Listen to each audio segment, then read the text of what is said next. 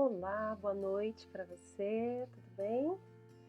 Meu nome é Jennifer, eu sou uma das idealizadoras da Educami, tá? Eu tenho bacharel em fonoaudiologia, licenciatura em pedagogia e artes visuais.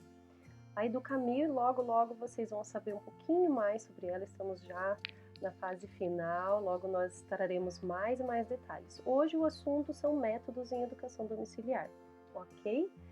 Nós vamos fazer assim apenas um basicão, né? Assim, dar uma ideia de alguns dos muitos métodos de educação domiciliar, ok? Em alguns casos, a gente tem algumas sugestões de referências bibliográficas para vocês estarem se aprofundando mais sobre esses métodos e decidirem qual é o melhor método para sua família, os seus filhos, ok? O primeiro deles é o ensino clássico.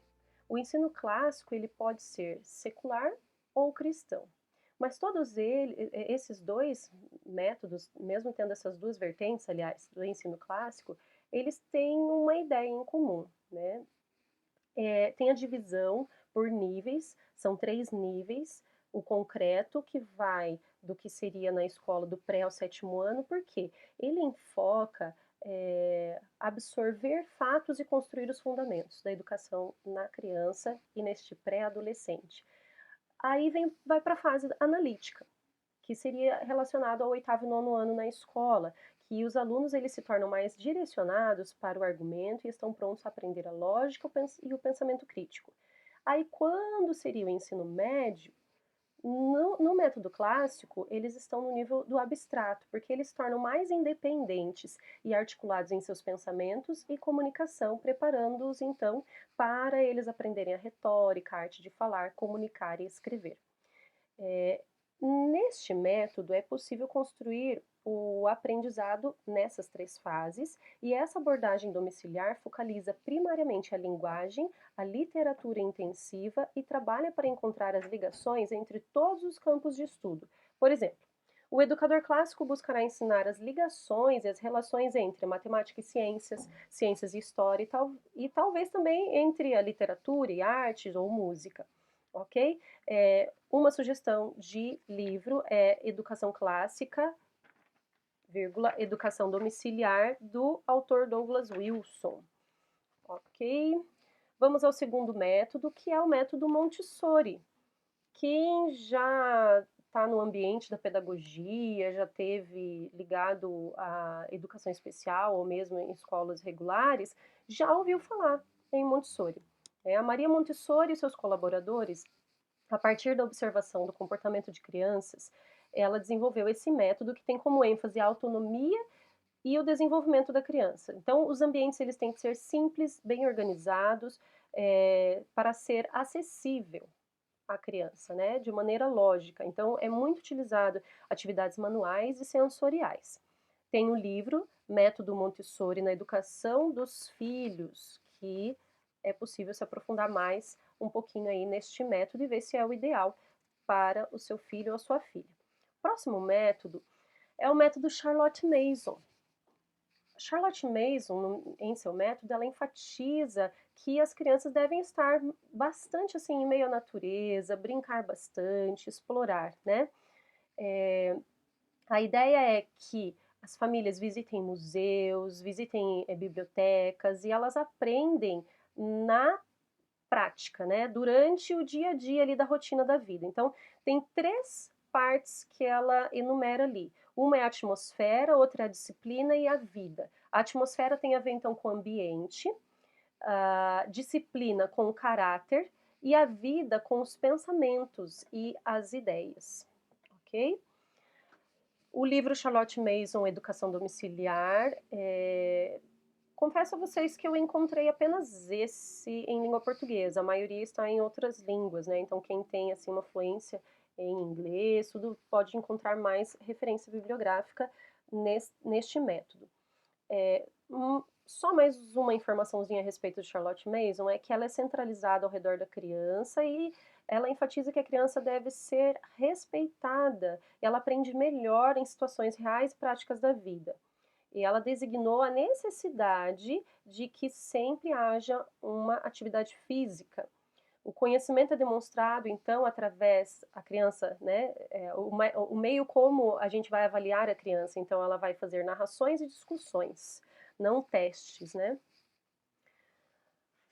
O método AEP, ou abordagem educacional por princípios, ela tem a sua raiz no modelo educacional hebraico, mas ela sofreu algumas transformações durante o reformismo e aplica princípios bíblicos em todas as matérias do currículo, resultando em um nível elevado de escolarização, formação de caráter cristão e autogoverno, e no aluno uma visão bíblica do mundo. Então, a abordagem educacional por princípios, ela vai ter esses princípios essenciais: soberania, mordomia, caráter, individualidade, aliança e autogoverno. O livro sugerido aqui é a abordagem educacional por princípios, um primeiro olhar, para a gente ter uma ideia um pouquinho melhor sobre esta metodologia, ok?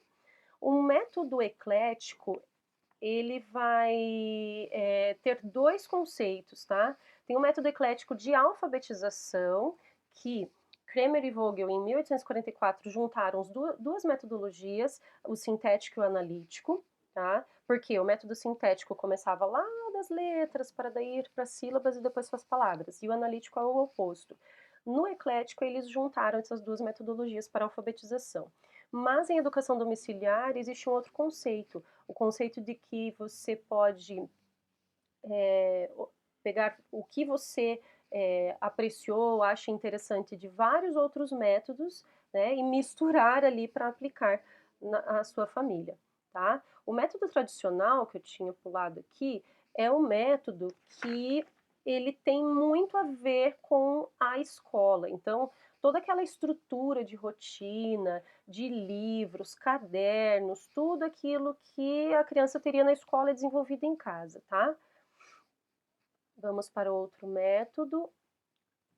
EDA, Educação Domiciliar Adventista, ele tem, apesar de ser uma filosofia e ter instituições educacionais ao redor do mundo inteiro, tanto escolas regulares quanto internatos, existem muitas famílias que optam por ter a educação domiciliar. E ela é fundamentada em 4 pilares. O primeiro, a Bíblia, sendo o principal, pois é nela que existem princípios para todas as áreas do conhecimento. O segundo, tem a natureza como livro vivo de revelação do caráter de Deus. 3, o trabalho útil como elemento fundamental para se desenvolver uma vida de serviço. E o quarto pilar são as experiências da vida, que ajudam o aluno a aprender a ver a providência em todos os incidentes de sua vida. Existem vários livros de referência deste método de educação, tá? Eu tenho uma lista aqui de 3, 4, 5, 6, 7, 8 ou 9 livros deste método de ensino. Só para citar, existe o livro com o nome Educação, Conselhos aos professores, pais e estudantes, né, Fundamentos da educação cristã e assim por diante. Se você tiver interesse em saber outras referências, pode entrar em contato conosco que nós mandamos aí para vocês, tá bom? Este método é bem interessante também, chama-se unidade de estudo, porque você vai escolher um tema específico, pode ser de interesse da criança ou da família, e este tema, este assunto vai ser a espinha dorsal de todo o aprendizado ali, pelo menos durante um período, né? Então, só para você ter uma ideia, este parece ser um estilo favorito para as famílias que têm crianças, várias crianças, né, de idades diferentes, porque é possível estar trabalhando ao mesmo tempo ali, né, com este método. Vou dar um exemplo. Por exemplo, se eles fossem escolher o assunto Egito, Egito Antigo. Então, é possível trabalhar toda a linguagem de alfabetização, produção de texto, tudo com relação ao Egito Antigo. Aprender a topografia, os elementos de geografia, a parte histórica, a parte artística, arquitetônica, enfim.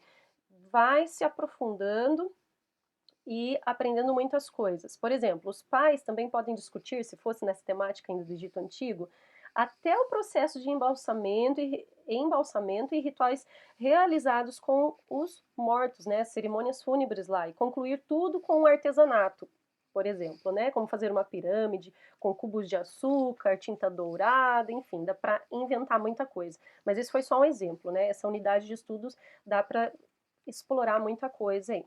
Vamos para o unschooling, não está aqui, mas eu vou falar para vocês.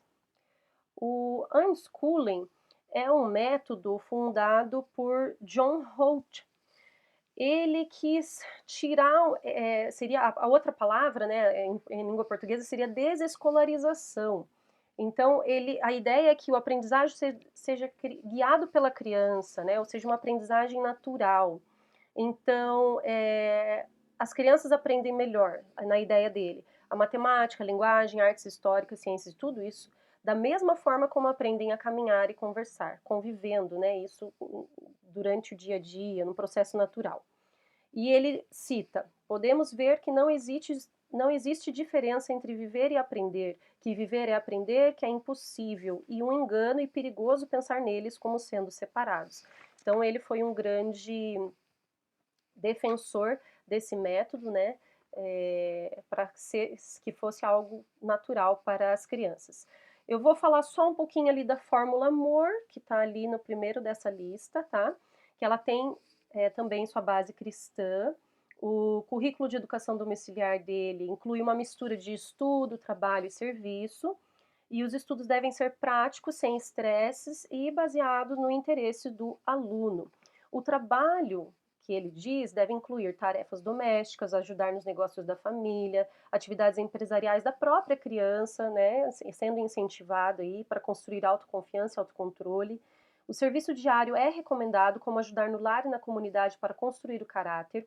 E o currículo inclui projetos de trabalho e estudo por unidade. A história é ensinada através da leitura de biografias, são usados livros históricos, não fictícios. Então, somente histórias reais são estudadas neste método. A leitura de ficção, então, é desencorajada. Outros métodos nós temos ali, né? O Waldorf, Henke, Thomas Jefferson, holístico e alternativo, pesquisa independente. Então, esses aí são métodos pouco estudados aqui no Brasil, ao menos eu tive essa impressão, porque é pouco citado, é mais complicadinho de encontrar referências a respeito deles, mas saibam que eles também existem, certo? Então, para finalizar aqui, gente, eu quero só mostrar para vocês, estrear, né, um vídeo promocional da Educami, ok? E mais para frente, daí nós faremos uma live um pouquinho mais longa, talvez até com um pouco mais de interatividade aí, e em outro canal, ok? Então,